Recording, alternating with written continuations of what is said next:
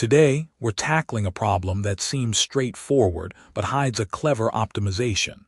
We need to find the largest subarray of a specific length. How do you efficiently compare subarrays to determine which one is truly largest? Given an integer array nums and an integer k, our task is to return the lexicographically largest subarray of length k. Lexicographically largest means we compare elements from left to right, and the first element that differs determines which array is larger. If elements are equal, we move to the next position. We only care about subarrays that are exactly k in length.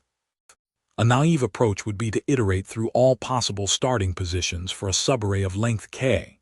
For each potential subarray, we then compare it element by element with the current largest subarray found so far. This comparison itself takes k steps. Since there are n-k plus 1 possible starting positions, this leads to a time complexity of O(n) multiplied by k. While it works, repeatedly comparing full subarrays is inefficient if we can do better. The key insight here is that for lexicographical comparison, only the first asterisk differing element matters. If we're comparing two subarrays, say one starting at index I and another at index j, and the first elements differ, the subarray with the larger first element is immediately the winner. This means we don't need to compare the entire k elements. We only need to find the starting index, I, such that nums at I is the largest possible value among all valid starting indices for a subarray of length k.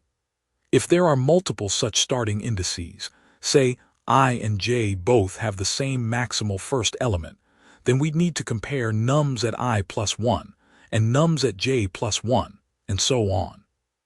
But here's the crucial part. If nums at I is strictly greater than nums at j, then the subarray starting at I will always be lexicographically larger. This simplifies our task immensely. We just need to find the starting index I within the valid range, such that nums at I is maximized. Let's trace this with our example. Nums is 1, 4, 5, 2, 3, and k is 3. Valid starting indices for a subarray of length 3 are 0, 1, and 2. We initialize max index to 0. Now we iterate from index 1 up to n-k, which is 5 minus 3 equals 2. At index 1, nums at 1 is 4. Nums at max index, which is nums at 0, is 1. Since 4 is greater than 1, we update max index to 1. Next, at index 2, nums at 2 is 5. Nums at max index, which is now nums at 1, is 4. Since 5 is greater than 4, we update max index to 2. We've reached the end of our loop. Our max index is now 2. This means the largest subarray starts at index 2. The max index is 2, so we take the subarray of length k starting from index 2. This gives us 5, 2, 3. This is indeed the lexicographically largest subarray because it starts with the largest possible first element.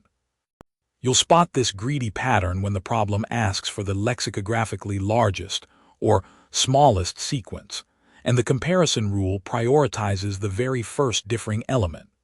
Another hint is when a brute force comparison of full subsequences seems overly complex, suggesting a simpler, single-pass decision.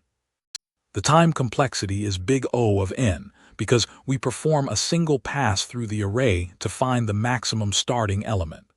The space complexity is O, k, to store the resulting subarray. This problem is a great example of how understanding lexicographical comparison can lead to a simple, greedy solution. Try the next problem, same pattern. Don't forget to like and subscribe for more DSA insights.